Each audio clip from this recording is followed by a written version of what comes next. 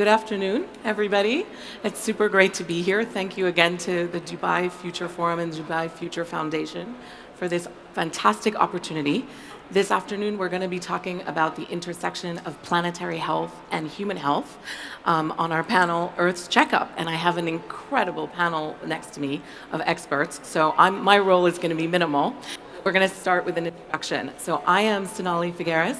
I'm the founder and editor-in-chief of Green Queen Media. I'm based in Hong Kong. To my left, we have Dr. Jemilah Mahmood, the founder of the Institute of Planetary Health at Sunway University, Malaysia. Dr. Jemilah? Yes, thank you very much, Sonalie. It's wonderful to be here. Ladies and gentlemen, assalamu alaikum, good afternoon. I am Jemilah. I would call a retired and recovering humanitarian worker, but I established the Sunway Center for Planetary Health in Malaysia that looks at the intersection between the health of the planet and health of human civilization. I'm glad to be here. So great to have you. And next to her is Andrew Zolli, founder of Planet Labs. Andrew, over to you. Hi, everyone. Can you all hear me okay? It's great to see all of you here and to come back to this amazing event after participating in it last year. My name is Andrew Zolli. I'm the Chief Impact Officer of an organization called Planet.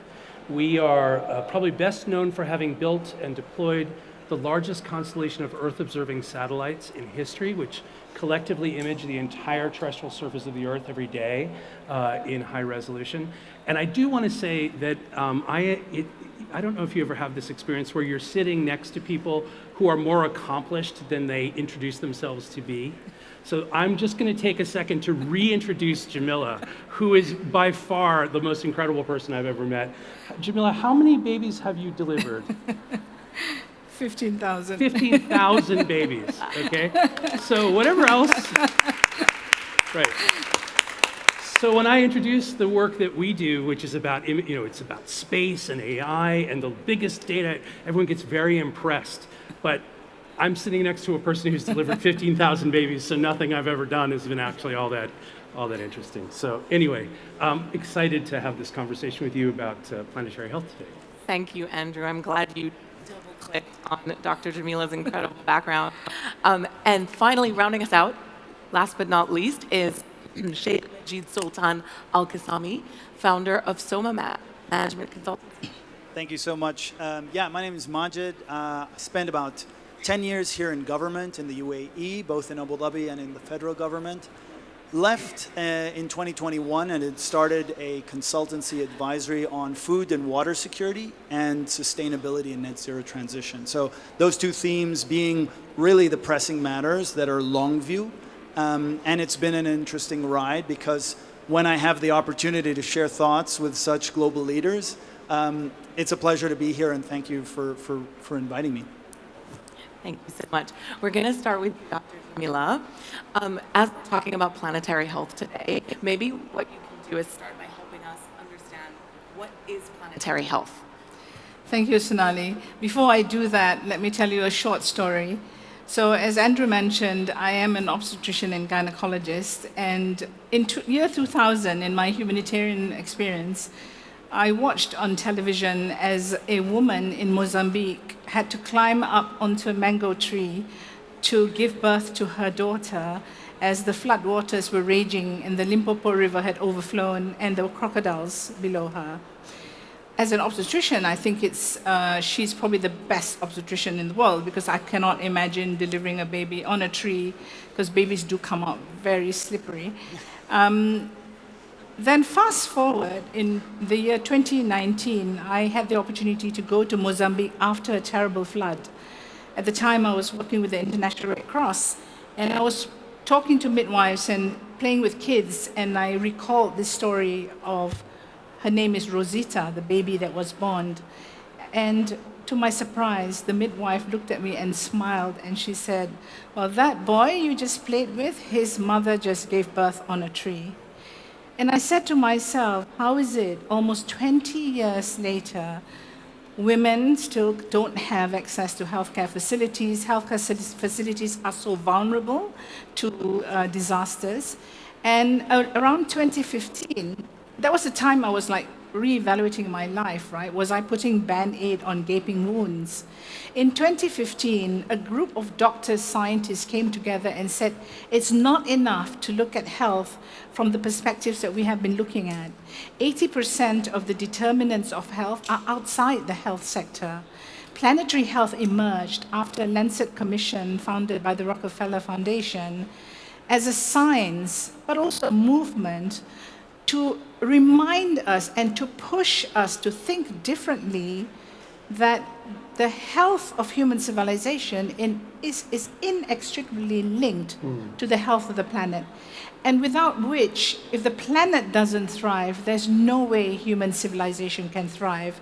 So planetary health, in essence, is about taking the science of the planet, taking the science of human health and well-being, and ensuring that the impact of our actions, the Anthropocene, on the planet will not damage our human health further. So planetary health is both the health of the planet and the health of humans. It's not planetary or human health.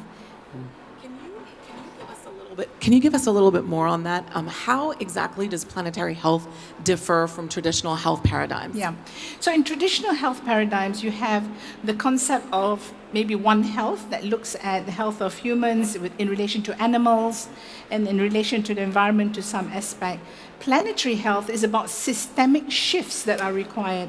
It's no longer about linear thinking. It's about, really looking at the impact of human civilization on the planet and on health, and therefore requiring us to think differently, to consume differently, to behave differently, and to be able to reassess our relationship with the planet and others as well, because we are so interdependent.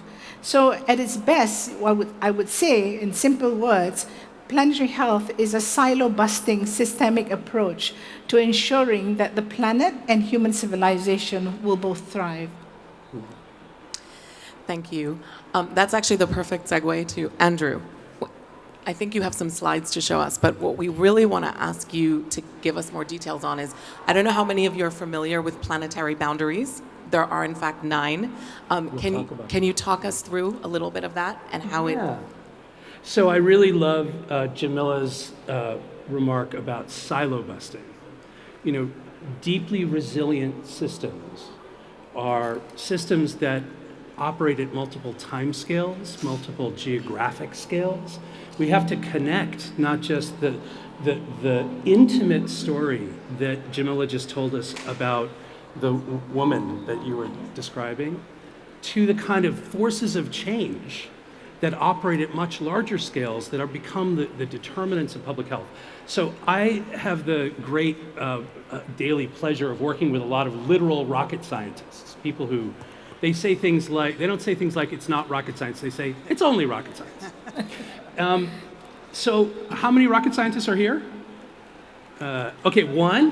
How many astronauts are here, just out of curiosity? Okay, all right, so I would like to give you a lesson that you can take into the cocktail sipping tea moment that we will all have later when we're all talking to each other about what it takes to build satellites. So up above me, you can see this is one of our instruments. And whenever you're building a satellite that orbits the Earth, in addition to whatever its primary purpose is, you have to put inside and on the surface of that instrument all kinds of other sensors that tell you about what's happening to the satellite. You have to measure the forces of change at least as fast as those forces of change are acting on that satellite. Otherwise, it could begin to tumble out of orbit. If you only looked once an hour, the whole satellite could have crashed in that period of time. So this idea that, when we're building something that we want to maintain in a state of healthy, dynamic disequilibrium, it's always changing, but it's changing around a healthy mean. We have to measure change as fast as it's occurring. Well, I have news for everybody here. You live on a satellite. This one down here, it's a little harder to see. It just happens to be going around the sun, and it has 8 billion other astronauts on it and counting. So when I asked you how many astronauts were here, everybody's hand should have gone up, right? We're all on a satellite, that is in a period where there are significant forces of change acting upon it that we're not measuring with the speed and intensity that those forces of change are unfolding. And as a consequence, primarily because of our own actions, we're tipping systems out of a healthy range of balance. And you can see that in this diagram that I should probably almost get out of the way of. How many people have seen the version of this diagram before?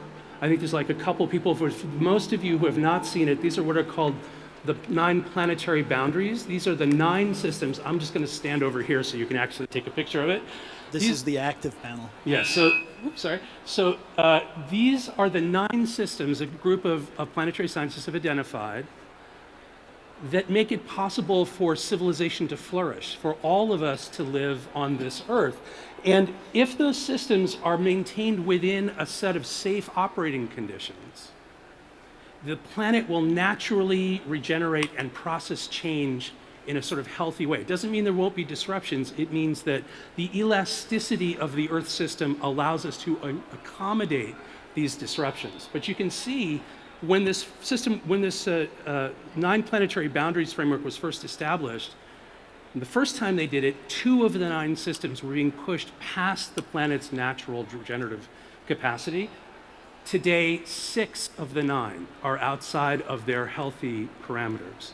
And that has profound consequences. And these are things like changes to the integrity of the biosphere, the ozone layer, ocean acidification, freshwater availability. So when we think about the SDGs and when we think primarily in this case about planetary health, these are the systems. This is not a map of planetary health. These are the boundary systems, the boundaries of the systems that enable planetary health and that framework that Jemilah was describing to unfold. So I'll just share with you one thing we're doing. This is our little contribution to this. We've deployed the largest constellation of satellites in history that collectively image the Earth. So as the Earth is spinning around on its axis every day, these are hundreds of satellites that spin from... I have to come out of the speaker zone. That spin from pole to pole, and they image the entire surface of the Earth so that primarily we can measure change as fast as it's occurring. And we'll probably stop there. I have a little extra thing to show you later, but we'll see if we get to it. Thank you, Andrew. That really helps set the stage. But we are here, as we talked about when we prepped for this panel, to talk about a long time into the future. And so, Majid, what we really want to know from your side is, if we were to imagine a UAE that was basically the epitome of planetary health in 50 years, how do we work backward? What does it look like, and how do we work backwards to get there, starting today? So I'm a veterinarian by training, and most people are like, oh, you must love animals, but I'm actually a lover of biology and this spaceship. If anybody's read Buckminster Fuller's book, Operating Manual for Spaceship Earth, that's what I do, right? I was a clinician like yourself, Dr. Jemilah, just not bringing human babies to the world. But in studying not only that biology, but everything else, understanding how the world operates and being able to set policy, help the ecosystem, catalyze a future that we can all look forward to, it is about a place in the future that understands what all of this information means in terms of policy, in terms of an ecosystem or an economy, right? We're all moving through the world. That future that we talk about, where we have our well-being and the environment, or the whole of our satellite here moving through space, it's going to be a place where we are intimately, or rather we have a full understanding of what the impacts are. Right, today we're running through the environment, we're doing our thing, it's busy, got to get your coffee. In that future, everything we do will have circularity involved. We will understand our impact on the ecosystem and the city you're living in, or the rural area you live in. Your commute will be measured and understood. Today, all of the net zero goals that we're talking about so that we have less of an impact on the environment, well, the UAE and Dubai specifically are looking to make urban living a model for what that might look like in the rest of the world. I talk often about how the UAE is a lab for us to be able to do things. And here, at the Museum of the Future and the Future Foundation, and all of these thought leaders here that I get to hang out with are all trying to figure out what that might look like so we can work backwards. And for different professions, it means different things, right? Where every mother can give birth not only in the comfort of an environment that isn't going to challenge, that child's upbringing in the future, but also to know that we can continue to have children, we can continue to have an ecosystem. Those planetary boundaries, right? We're all nudging those things along with everything we do. Now, we are systems thinkers as well in our advisory, and we work with different companies. For instance, I have a client, BA Group. Their job is waste management. How many of you are thinking about waste management on a day-to-day? Right? No, somebody is. But there's somebody else in the back. But the idea is our lives get busy. We get the blinders on and we get very focused on the thing right in front of us. We need to have a future where we don't need to worry about what our activity is because of ramifications on the earth. And how we navigate that in the future, we will learn in practice through experimentation here, right? It is about trying. And we were just having a conversation earlier about how certain cities and certain countries stagnate, right? If it ain't broke, don't fix it. Well, actually it is breaking slowly. Who's suffering is the planet. So when you talk about what that future looks like, honestly, it's going to be an ecosystem, people, an economy that's cognizant of its impact, but also has the tools to be able to alleviate the pressure on the earth because it talks to the sustainability of our well-being and our economy, right? I don't know what it looks like physically. If you're into sci-fi, you may have seen something. Might not be exactly that. But I know it's human-centric and why we're here today and why you're all here today, right? Building on that, I want to go back to Dr. Jemilah because my understanding is Malaysia has just given the go-ahead for the Planetary Health Action Plan, and that's the first country in the world to do so. Yes. And I understand you were instrumental in helping that get over the line. And I really want to understand more about what does that look like? What is a country's planetary health plan? And also, are we looking at a future where all countries need to have one? And if so, how long is that going to take? Okay. I'm not an obstetrician for nothing. The three words I use most are push, push, and push. So, that's how you get your government going, right? I think that I'm very proud that Malaysia has just endorsed, the Prime Minister and Cabinet just endorsed the first ever National Planetary Health Action Plan. And it is about designing a plan that incorporates looking at the planetary boundaries, ensuring that we don't transgress them, but also develop as a nation. We are aiming to be a high-income country, and we are a small country in comparison. But what it has resulted in is really looking at it through systems lenses, but also through a science, technology, innovation, and economic framework. What I mean by that is the science will tell us what we need to do around environment, health. The economic frameworks will need to tell us how we look at financial sustainability, what kind of development model do we want? Is it GDP focused or is it beyond GDP? We're looking at well-being economics, regenerative economics, donut economics, and then also education. What kind of education revolution is needed? Only 15% of medical schools around the world teach about climate and health. So when you have a heat wave, the chances are doctors don't realize you're actually going to get a heart attack because you're vulnerable, and they don't take a decent enough history or understand the links between heat and non-communicable diseases or cardiovascular events. When you have microplastics that we are all consuming, then there is an impact on everyone, including an unborn child. Now, the other aspect, of course, is looking at governance. What kind of governance models? Here comes the silo busting. When you look at the Sustainable Development Goals, you have 17 goals, and chances are, as in my country, the Ministry of Health will take health. But health is dependent on gender equality. It's dependent on water. It's dependent on food systems.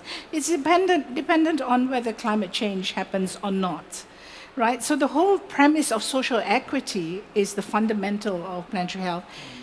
So what we will do also with this plan is also looking at the importance of behavioral change in communications, because I mentioned at the outset, planetary health is really looking at the impact of our behaviors on the planet, the way we consume, right? The way we discard things. So with this plan now, it will go into our 13th Malaysia plan. Every 5 years, we develop a national economic plan, a blueprint with budgeting and so forth, because if you don't have budget, you can't move a plan forward. So it will require, the planetary health framework will support the attainment of sustainable development goals and accelerate it, because it helps you break those silos and then look at things from a systems perspective and get different parts of government, plus civil society, plus private sector to work together. Yeah. One fundamental aspect in terms of economic development is that we have to shift from a thinking of return of investment to a return on values, which means that the businesses that drive that need to look at the impact on society, on their stakeholders and everybody else, right? And for us to do that, it's easy to speak about this, but how do you make it happen? To make it happen, you need to have the levers, and the levers are what we call the 8I and 8R, which means that you need to create the ecosystem to facilitate the return of values. So in the 8I, it means you have to re-examine your infrastructure, your infrastructure, your internalization, all the I's, right? And the 8R's is how you reprogram the way you think, the way you work, which is nature-centric, reuse, recycle, repurpose, and so on and so forth. So this is what we're doing. I hope we succeed. And it also means our entire education blueprint has to change. I come from Sunway University. It's a young university. It's a private, non-profit university. It's the top private university in ASEAN region. And what we have done is make planetary health, a 7-week module, mandatory for all our undergraduates. They cannot pass their graduation without completing this course. What the educational blueprint will do is that 2026 to 2035, our next 10-year educational blueprint, planetary health and sustainability, will be mandatory for all students in higher learning. Are there other countries that are close to kind of approving planetary health plans, such as Malaysia? I don't think they have the plans, but I know Costa Rica is probably ahead of most countries. But the opportunity lies in the fact that Malaysia becomes chair of ASEAN next year. So we are pushing our Prime Minister, our Education Minister, our Health Minister to bring this framework to ASEAN. If even 50% of ASEAN embraces this in some form or other, it doesn't have to be exactly the same, then I think we will have traction. And I hope, coming here to Dubai, I specifically came because I'm excited to share this, because I think Dubai is a doer, right? And the UAE are people who just get up and do it. We are willing to share with you, and, it's time for the Global South to lead, guys. Amen. Majid, I'd really like you to comment on that in a second, but I just want one more follow-up.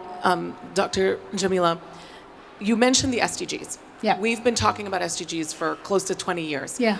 How do we make sure that the planetary health framework doesn't end up, I'm sorry to say, but where the SDGs have ended up, where there's a lack of metrics and kind of, actual measuring and actual results that we can point to, and it becomes narrative and marketing to some extent and vision, but maybe less concrete results? Thank you for asking me that, because I have an answer. The reason why we're excited and we're confident is because, I see my colleague here who was with us in Malaysia. We were in Malaysia in April. We had a planetary health summit. Yeah, that's cool. And at the summit, we decided that we can't just come together at a conference and leave after listening to people talking. A 1.5-year process before the summit created the first planetary health roadmap and action plan for the global community. I'm very happy to share that with you. You can also just Google planetary health roadmap and action plan, you'll get it online. And what it does is it shows you the way. How do you embrace planetary health? How do you make it work? And the first thing you need to do in the action plan is how do you measure planetary health? And what we're doing is we're working with Pacific Disaster Center and others to look at what are the data that you require to be able to have some kind of index. For example, ultimately, it is about what policies are in place, what finances are in place, what about education, what about business, what about data, how do you leverage technology. So all these things that you can actually measure. And what we will do in Malaysia with the planetary health framework that we will use to support the SDGs is there will be a monitoring framework for that as well, which means that government will be held accountable to deliver on the framework because there will be indicators very clearly spelled out. Now, I think that the way forward is really about this, right? About, SDGs, only 19% have been met. But we cannot give up on the SDGs. I think they could have been designed better, but what we have is what we have. And what I think we can do is use the planetary framework to support and complement the SDGs, not replace it, because what you want is actually to have safe people, planet, and prosperity. But how do you use the planetary health framework to support, institutions, the public at large, businesses, and so forth, to drive, attainment of the Sustainable Development Goals? Majid, Yeah. you want to follow up on that? Yeah, And the absolutely. role of- Thank you very much. About the doing. So in the time I have been in government, and even now I spend a lot of time between public and private sector, where we are today is very much about the data.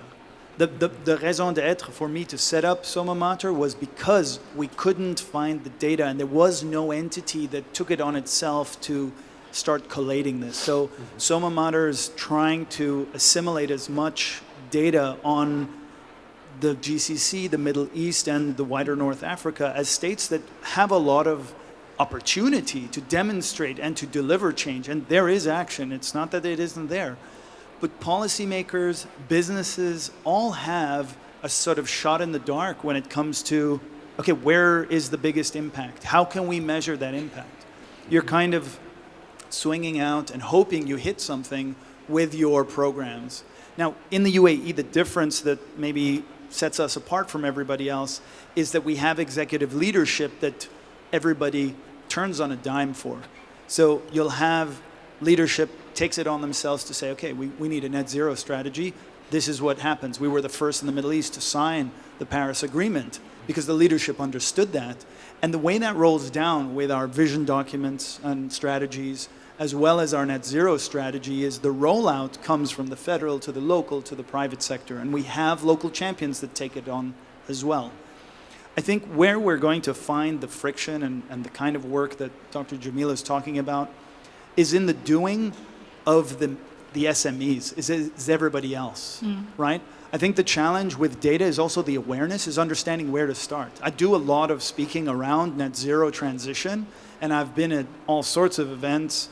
And I always ask, who in your company or has your company got a net zero transition strategy? Have you? I mean, literally, the question goes out here. Wherever you're working today, do you know you have a net zero strategy? Yes. No, only the AI bots put its hand up. So the idea is that this, okay. Yes, super. When a city has, right? But it's the businesses that move, right? Government can put out its strategies. The city's major infrastructure can put their strategies. But the businesses are ultimately the ones that turn things around. And getting these businesses to get on the boat, as it were, to start implementing this, it's intimidating. It's difficult, even today, to still find credible information for their context. By the way, SDGs are great, but it's like very vanilla, right? Mm-hmm. There are ways that we could have done them better for different contexts, right? The UAE is very different from, Singapore and Malaysia, as well as in North America and Europe. We all have different contexts. We all have different environments. Yeah. How do we get on that, right? And there's the data guy waiting for his turn, right? So I pass it on, but that is the information that we need. And- Go ahead, Andrew. Andrew, tell us how technology and data can empower the success of putting into place these planetary health plans. That's a great question. I just want to tie these. I feel like I'm sitting between two brilliant people who are giving you the regional perspective. And the thing that's so important is that what planetary health means is going to mean something different To each region. And I think the thing that's really important about this particular paradigm, I kind of wish that we had decided to do planetary health and not the SDGs. Because everyone we're all creatures who understand our own health and the health of our societies. We all understand that it's impossible to be healthy on an unhealthy planet. No one needs to tell us that. We know that on an intuitive level. The thing that I think is particularly interesting, and this is the largest collection of futurists in the world, right? And because of that, I think that for those of you who are thinking about this, the thing that I'm really interested in is the differences in framing. So for instance, in the West, there was a commission, the Lancet Commission, and funded by a Western philanthropy, established this sort of planetary health framework. And in China, at roughly the same time, we saw the emergence of a different idea, which was about what does it mean to live in an ecological civilization that was more connected to the deep roots of Chinese Confucianism and not connected as much to the sort of Western institutional architectures. And there was an incredible moment of dialogue between those systems. And I think there's immense opportunities for us to create culturally appropriate, deeply resonant frames of shared health for the planet and for ourselves that I think is something that I think we'll find many more participation pathways in that story. But I think the big story, in order to get going, is the very first step is sort of mapping out what health means in a system. So could you guys throw my slides up one more time? Just put wherever the last slide was up. I'm just going to see if I can do this in reverse, because I just think this was, let's see if we can do this. Okay, so I'm skipping ahead. Yeah, so here's an example, okay, of the kinds of systems mapping that I think we have to do. So I'm just going to give you like the simplest version imaginable. Okay, so here we are overlooking these agricultural fields. So what do we know that's happening on the Earth right now is massive explosion of the number of human beings. It took us 40,000 years to get to the first billion modern humans. We're going to add the last billion humans in about a decade. And it's happening right now. And we know that that, in particular, is driving a massive explosion for the need for agriculture. We have to feed 9 billion people, and we have to have systems that are ready to feed those 9 billion people. And that, in turn, is driving huge amounts of deforestation around the world. We use about a third of the world's landmass for agriculture and for livestock. And the principal driver of deforestation on the Earth is the conversion of lands for that purpose. It's not for cities. It's for feeding the people who live in the cities. And that, in turn, that deforestation is driving huge amounts of pandemic risk. Because as we squeeze wildlife into ever more dense arrangements, we are increasing the interactions between human and livestock and wildlife. And that is bad in both directions, by the way. It's bad for everybody because we're killing a lot of birds. We're killing a lot of insects. We're living through the 6th mass extinction. But it's also then driving huge amounts of increased climate risk because the trees were holding all that carbon. So the question in this system is, this is a generic one, and it will look different here than it looks down the road, right, collectively across the board. So the question is, where do we intervene? Once we've actually mapped out the system, and that is a job for the people in this room, because I think there's some of the world's best systems mappers actually collected at this event. And the thing in particular, the thing we're doing, I'll just share with you, is we're intervening here. So what we're doing is we're using the satellite data to look at, I'm going to see if I can show you this. So when we look down from space, you can actually see that this part of the field in red is really water stressed, but the other part isn't. So if we can efficiently use resources to apply them only where and when they are actually going to deliver the same or better yields, we can begin to de-intensify the stressors in those complex systems. And this is how we get closer to understanding. Nope, you've just lost your mic as well. Okay, and you lost my mic. But you get the idea, right? It's that this is the foundational layer on which the kinds of inclusive, culturally understood practices and behaviors get built. And there is a role for technology and data in all of this. Data plays a role in all these things, but ultimately only when it's in the hands of people whose behavior it can influence. So I'll stop there. Can I jump on that? So when we're talking about food, and by the way, it's a big driver of a lot of things in climate, but there's two aspects here. What we're not seeing, well, it's more on the population side, going back. So how does agriculture get food back to the population? Both this issue, in that we don't have enough food, there is actually an understanding that there is enough food on the planet for all human beings. We're just not moving it in, it's a distribution issue. Right. So have we got all the farms in the wrong place? Yeah. Have we overproduced for a certain population? All technology is going to give us, and I say it not like that, let me rephrase that. What technology is going to allow us to do is to dial in the resources, the effort, the carbon costs for all of these things, and start to walk some of these things back. One thing I'm very happy, and it was published in The Economist, I believe, end of last year, but degrowth is not needed. We don't need to shut things down and turn things back. But we do need to get very sensitive about where we are overusing, abusing, drawing too much, right? And in this country, water is a key element. It may be taken for granted that all your hotel rooms have running water, and we've invested in a lot of infrastructure, but that water needs to be circularized. We need it back in the system. And when you go down to some very traditional practices, this was understood intuitively and implicitly. You didn't have to tell people to reuse resources efficiently. And I think what's happened is with growth, we've sort of exploded into the future. Now, I don't know, who was here in April? I love bringing this up because we wrote a white paper, yeah? Okay, there was more water that fell in one day than we've had in a whole year. Yeah. Right? There were Teslas floating in the streets because people didn't understand the consequence of what all that water in one day, this is a whole year's worth of rain, and it was monsoon style. So we, fortunately, unfortunately, had been writing a white paper on water capture and reuse in the urban setting because we understood that water as a gift, you know, when it does rain, should be utilized, right? And that's what when we talk about our quality of life, this is where we need it. We don't need to worry about water, desal, although we have it and it's very useful. There's a lot of water coming from the sky. I didn't want to say free, it's there.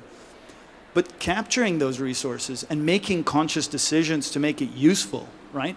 Flooding is a bad thing, and if infrastructure is built a certain way and our hospitals are sitting in floodways, well, then we're going to have a problem.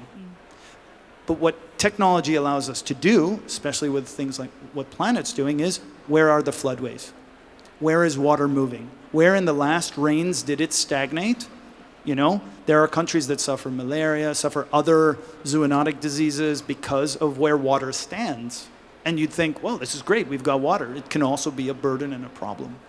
So knowledge, data, and then ultimately the ability to act on it. And when you have a planet-thinking country, right? Somebody who's thinking at grand scale, it really comes down to how you execute on the ground. But ultimately, what I think we need to do is ground it back on human behaviors and our health, right? Because everything that was mentioned, for example, you know, this whole issue around pandemic risk, flooding, and extreme rainfall, the climate change that we're experiencing. One of my colleagues, you know, really described it well to me. And he said, climate change is not a problem. Climate change is a crisis. The problem is we have the technology and the know-how, but we don't use it. And he's right. We have, even in this museum right now, enough intellectual capacity to solve all the problems in the world. But what we need ultimately is good leadership, good governance, and that is the most difficult things to transform. And I think having a plan can help you accelerate that because it pushes responsibility, right? And I d- accountability. Absolutely. But I wanted to come back on the issue of climate change and the risk to health. It's severe. I mean, as we speak, yesterday, you know, in the Gulf that you've been having extreme rainfall. In a desert country, you know, basically that didn't think it needed large drains because it doesn't receive much rain. So adaptation now is going to be key. I think what we need to do is we've got to reset our brain to 3 degrees. And what's going to happen at 3 degrees so that we start looking at how we adapt. And in that process, I promise you mitigation will feature. Because you have no choice. The other thing I wanted to point out is yesterday, Delhi had the highest PMI 2.5, right? I was called by journalists left, right, and center. Do you know that babies are born with smoker's lung in women who have never smoked a day in their life? So the absorption. And actually, my reporter is in Delhi right now. Oh, and okay. He cannot breathe inside his home. Absolutely. So just to be clear, and he has air purifiers. Cannot breathe. I just share a tiny little anecdote. Using our satellites, we were able to observe PM 2.5 basically in atmospheric concentrations directly as they're happening. And we worked with a team at a university in the United States called Stanford to assess this really interesting fact. When China decided to shutter its factories and basically say everyone has to sequester at home, in that period, in the official statistics, which may or may not fully capture reality, something like 5,000 people died from COVID. In the same period, this team of Stanford economists looking at the data found that probably 70,000 people had their lives extended from the absence of PM 2.5 from the factories where they lived. Well, we know this because I live in Hong Kong, and twice a year the factories shut down for 2 weeks at a time. Right. And it's like living in a completely different city. The air pollution is gone. Could I bring up who here was in the last panel? Who watched the last panel? What? Yeah, there was Ali Al Mullah was here. She does longevity, right? We've been writing a paper with partners on sustainability and longevity. And it's equivocal. Like, I mean, there it was just about how these two realms can come together. But all we are talking about is if we want to live long, healthy lives that we can contribute to the economy, to society, we're going to have to take it seriously that what planetary health is you know, we live in it. We're not devoid of the environment. If you cannot breathe inside your home, and Delhi maybe had this had the 2.5, but they also in India had some of the highest heat waves this year as well, and this year's going on record as the hottest year. And like, guys, We're here. we're here. I don't know what people are waiting Top for. 29 Right? has already said it. 1.5 is over. No, like it's No, about let's- action. Let's It's move about on now. to 3. Preparing for 3. But the sad thing and reality is this will be the coolest year for the next 30 years, right? Oh, I yeah. mean, it's just going to get hotter and hotter. But, you know, I don't want us to think about doom and gloom all the time because I do think there are solutions. There are places where things have worked, right? And what we need to do is accelerate and move faster on this.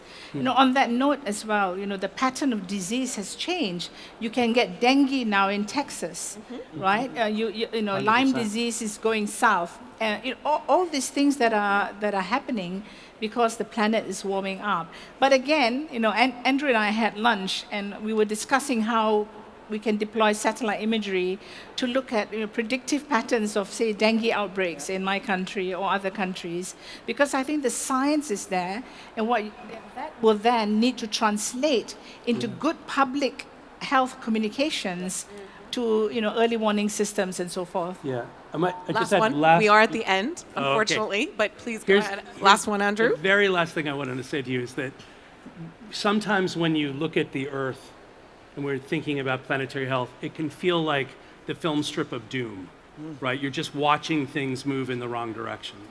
But the reality is we can actually see things moving in the right direction. There's a Dutch NGO called Just Dig It, Diggit. And what they do is they work with communities in denuded landscapes that have been, where all the trees have been cut down. And in those landscapes, the land becomes hydrophobic. Yeah. So when you get massive rains, it pools at the surface and you get floating Teslas. So what they do is they encourage the digging of these what are called bunds. They're very large structures that puncture the earth, and they allow for more of the scarce rains to collect and then to regreen just by creating essentially a permeable surface. And we have been able to directly observe in peer-reviewed research that over 3.5 years where these bunds were built in Tanzania, the temperature of the ground dropped by 0.5 degree, the amount of water in the surface soil increased by 30%, and the level of green cover increased by 50%.